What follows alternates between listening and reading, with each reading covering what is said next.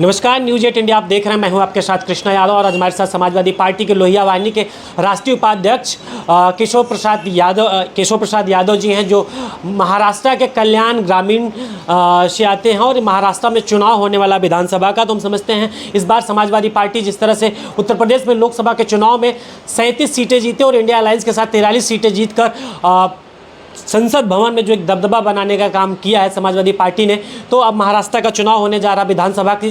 तो ऐसे में देखना ये कि समाजवादी पार्टी को यहाँ पे गठबंधन में शिवसेना हो, चाहे शरद पवार की पार्टी हो या कांग्रेस हो, तो समाजवादी पार्टी को यहाँ कितनी सीटें देती, कितनी सीटों पे समाजवादी पार्टी चुनाव लड़ती है। तो हमारे साथ कल्याण ग्रामीण विधानसभा से समाजवादी पार्टी के नेता लोहिया वाहिनी के राष्ट्रीय उपाध्यक्ष केशव प्रसाद यादव जी हैं। सर, कैसे देख रहे हैं महाराष्ट्र का चुनाव होने वाला है और जिस तरह से समाजवादी पार्टी गठबंधन में रह के चुनाव लड़ी है, अच्छा प्रदर्शन रहा है उत्तर प्रदेश में, तो महाराष्ट्र में क्या स्थिति रहने वाली है? देखिए, जैसा है कि हम लोग गठबंधन से चुनाव लड़ेंगे। महाविकास अघाड़ी, जिसमें उद्धव ठाकरे जी की शिवसेना और शरद पवार जी की एनसीपी, समाजवादी पार्टी, कांग्रेस, राष्ट्रीय कांग्रेस, ये लोग मिल के चुनाव लड़ेंगे महाराष्ट्र में। और जैसा कि समाजवादी पार्टी पीडीए के फार्मूले पे चल करके उत्तर प्रदेश में हमने 37 सीटें जीत करके लोकसभा में देश का तीसरा सबसे बड़ा दल बनने का जो काम माननीय अखिलेश यादव जी के नेतृत्व में हुआ है। पहली चीज़ तो माननीय राष्ट्रीय अध्यक्ष जी को बहुत बहुत बधाई कि हम देश के तीसरे दल के रूप में उभर के सामने आए हैं। आज भाजपा कांग्रेस के बाद हम देश के तीसरे राष्ट्रीय, और अब हमारा मकसद ये होना चाहिए और राष्ट्रीय अध्यक्ष जी का भी मकसद है कि हम राष्ट्रीय स्तर पे समाजवादी पार्टी को राष्ट्रीय पार्टी बनाई जाए।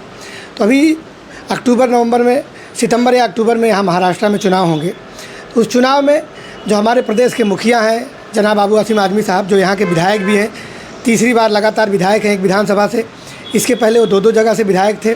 तो उन्होंने लगभग 1 दर्जन सीटों पर मांग किया है कि महाराष्ट्र में समाजवादी पार्टी को गठबंधन के तहत 1 दर्जन के आसपास 10 से 12 सीटें मिलनी चाहिए। क्या लगता है आप लोगों की 1 दर्जन सीटों की मांग है और कितनी सीटें मिलने के आसार दिखाई दे रहे हैं और कितनी सीटों पर समाजवादी पार्टी अपना प्रभाव डाल सकती है? ऐसा है कि पहले भी हम लोग माननीय नेताजी के नेतृत्व में समाजवादी पार्टी ने महाराष्ट्र की 9 से 10 सीटों पर चुनाव जीता हुआ है। तो ये कोई, अगर हम 10-12 सीटें मांग रहे हैं तो हमारा हक भी है। जैसे अब गोवंडी से जनाब आबू आसिम आजमी साहब विधायक हैं, मानखुर्द से। भिमंडी में 2 सीटें हैं, पूर्व और पश्चिम। एक से रईस शेख भाई विधायक हैं। दूसरी सीट पे भी हमारी दावेदारी है। पिछली बार हम वहाँ के विधायक भी रह चुके हैं, ताहिर मोमिन करके थे। और एक नंदुरबार की सीट है, वहाँ भी समाजवादी पार्टी से विधायक रह चुके हैं शरद गावित जी। मालेगांव है, मुंबई में एक भाईखल्ला करके सीट है, वहाँ पे अभी जैसे कल्याण मुंबई की और सारी सीटें हैं, जैसे कालीना है। कालीना में किसी ज़माने में समाजवादी पार्टी के टिकट से नवाब मालिक जी विधानसभा में चुन के गए थे। तो ऐसी 10-12 सीटें हैं जहां हम मजबूती से चुनाव लड़ सकते हैं और चुनाव जीत भी सकते हैं। और गठबंधन में अगर हम चुनाव लड़ते हैं 12 सीटों पे, तो हम ये मान के चलिए कि 10 सीटों पे चुनाव जीत के आएंगे। क्योंकि हम अकेले हमेशा चुनाव लड़के पहले 4 विधायक थे, उसके पहले 9 थे, फिर 4 थे, फिर 2 थे, फिर अभी प्रेजेंट में 2 हैं। तो अगर हम दावेदारी कर रहे हैं तो हमारा हक भी है, पहले जीत भी चुके हैं। ऐसा नहीं कि हवा में दावेदारी हो रही है। और ख़ास करके जो मुंबई का एरिया है, मुंबई उसके आसपास की जो नई मुंबई, कल्याण, डोंबिवली, मीरा रोड, भाईंदर, नाला सोपारा, वसई, इन इलाकों में उत्तर भारतीय लोगों की, पर प्रांतीय लोगों की बहुसंख्यक आबादी है। तो अगर हम लोग चुनाव लड़ते हैं और चिन्हित करके सीटें दी जाती हैं, गठबंधन के तहत चुनाव लड़ते हैं, हम 10-12 सीटों की मांग करते हैं और ये आशा है कि हम 8-10 सीटें जीत के भी दिखाएँ।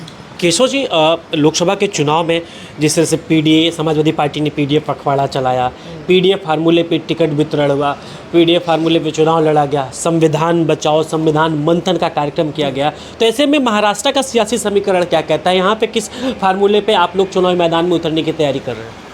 यहाँ भी हम लोग पीडीए के तहत चुनाव लड़ेंगे। पिछड़ा, दलित, अल्पसंख्यक, बाकी जो यहाँ के लोकल लोग हैं, मतलब यहाँ भी पिछड़े लोग हैं, जो जातियाँ बटी हैं, ओबीसी और SC ST, उनके हक के लिए संविधान जिन्होंने बनाया, डॉक्टर बाबा साहब भीमराव अम्बेडकर जी, वो महाराष्ट्र की भूमि से ही आते हैं और उनके सबसे ज़्यादा अनुयायी महाराष्ट्र में हैं।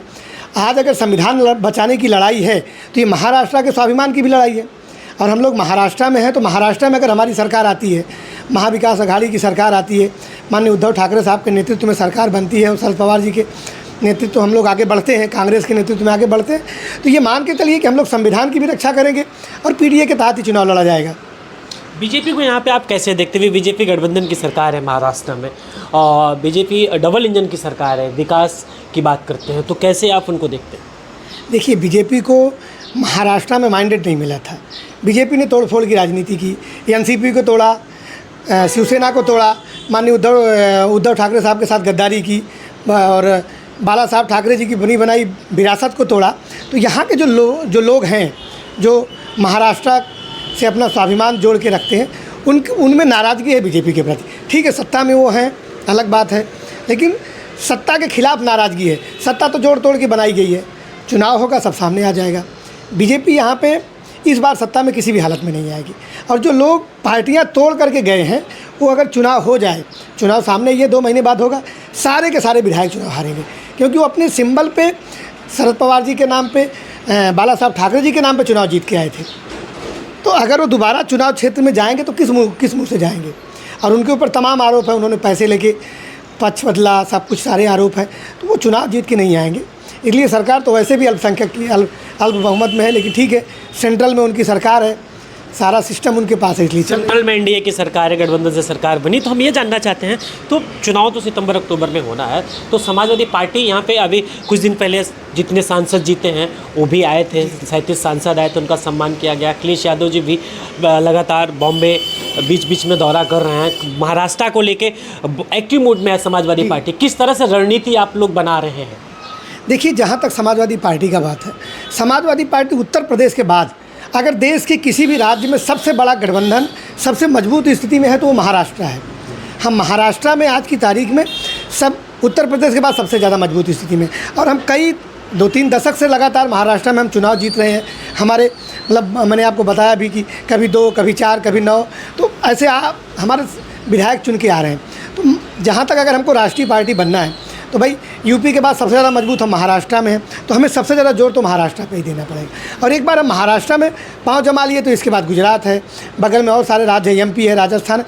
हम धीरे धीरे जहाँ चुनाव आएगा वहाँ मजबूती से चुनाव लड़ेंगे और भविष्य में समाजवादी पार्टी राष्ट्रीय पार्टी बन के उभरेगी और माननीय अखिलेश यादव जी के नेतृत्व में हम लोग राष्ट्रीय पार्टी बनेंगे। केशव प्रसाद यादव जी का भी कहीं से तैयारी चल रहा चुनाव लड़ने का। 20 साल से राजनीति में हैं और यहाँ महाराष्ट्र की धरती पे हैं और समाजवादी पार्टी से आप उससे पहले 20 साल से ज़्यादा हो गया होगा समाजवादी पार्टी में आप जुड़े हैं, कार्यकर्ता के रूप में काम कर रहे हैं। आप इस समय लोहिया वाहिनी के राष्ट्रीय उपाध्यक्ष हैं, तो आपकी क्या तैयारी चल रही है? देखिए, हम लोग तो संगठन के लोग हैं और हमेशा मकसद ये रहता है कि संगठन के काम करें। माननीय राष्ट्रीय अध्यक्ष जी का जो भी आदेश होगा, जहाँ भी आदेश होगा, देखिए चुनाव लड़ने ना लड़ने का फैसला राष्ट्रीय नेतृत्व करता है। ठीक है, फिर भी मैं 2012 से जहाँ रहता हूँ, कल्याण ग्रामीण हमारी विधानसभा है, कल्याण लोकसभा है। केशव प्रसाद जी, आप जिस तरह से आप यहाँ समाजवादी पार्टी से महाराष्ट्र की राजनीति में एक्टिव हैं और सामने चुनाव आ रहा है, तो केशव प्रसाद यादव जी की क्या मंशा है इस बार विधानसभा के चुनाव में? कल्याण ग्रामीण से कॉन्टेस्ट करेंगे, जिस तरह से आप 20 साल से समाजवादी पार्टी से जुड़े हैं? देखिए, राजनीति करने वाला हर व्यक्ति ये चाहता है कि लोकसभा, विधानसभा या जो भी चुनाव आए उसमें वो भाग ले, हिस्सा ले। हम लोग संगठन के लोग हैं, संगठन में काम कर रहे हैं, फिर भी भाई कल्याण में रहते हैं, कल्याण में काम कर रहे हैं। यहाँ के जिलाध्यक्ष भी रह चुके हैं, 5-6 सालों तक हमने जिलाध्यक्ष के तौर पे काम किया युवजन सभा के। अगर हमें प्रदेश नेतृत्व या राष्ट्रीय नेतृत्व मौका देता है, मैं कल्याण की किसी भी विधानसभा सीट से, चाहे कल्याण ग्रामीण हो, चाहे कल्याण पूर्व हो, या जो भी विधानसभाएँ हैं, डोंबिवली है, कल्याण लोकसभा में 5 विधानसभा है, कहीं से भी मौका मिलता है।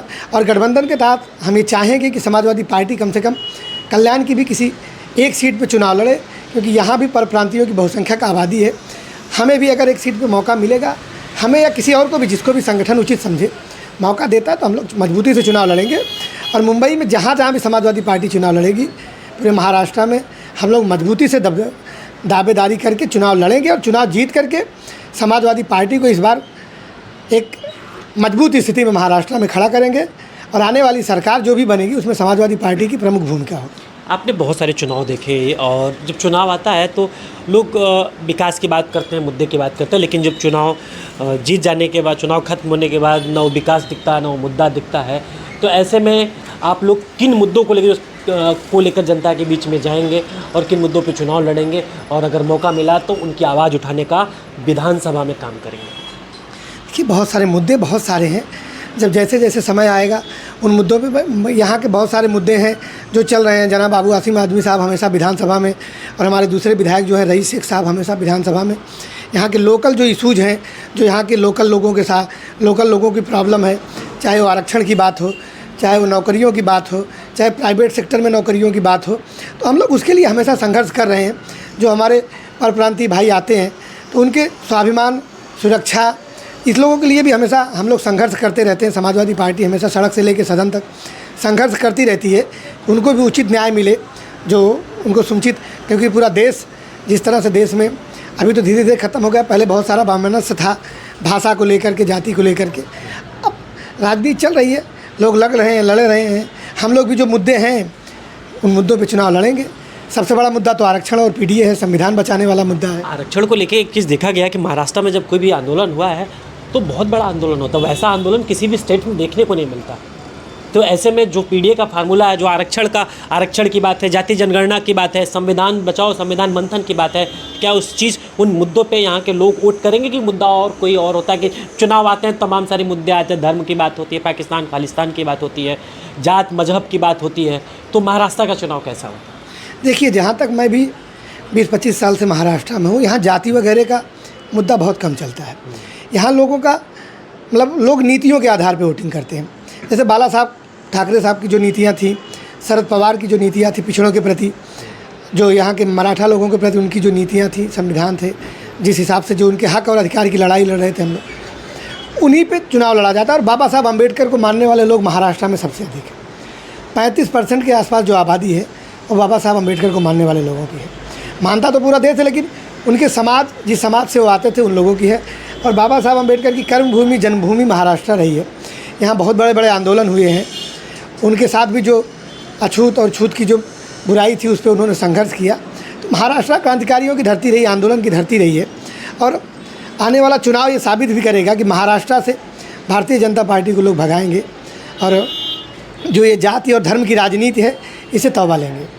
बहुत बहुत धन्यवाद। हमारे साथ ये समाजवादी पार्टी के युवा नेता लोहिया वाहिनी के राष्ट्रीय उपाध्यक्ष केशव प्रसाद यादव जी, जो महाराष्ट्र की राजनीति में समाजवादी पार्टी के लिए काम करते हैं, समाजवादी पार्टी के कार्यकर्ता के तौर पे काम करते हैं।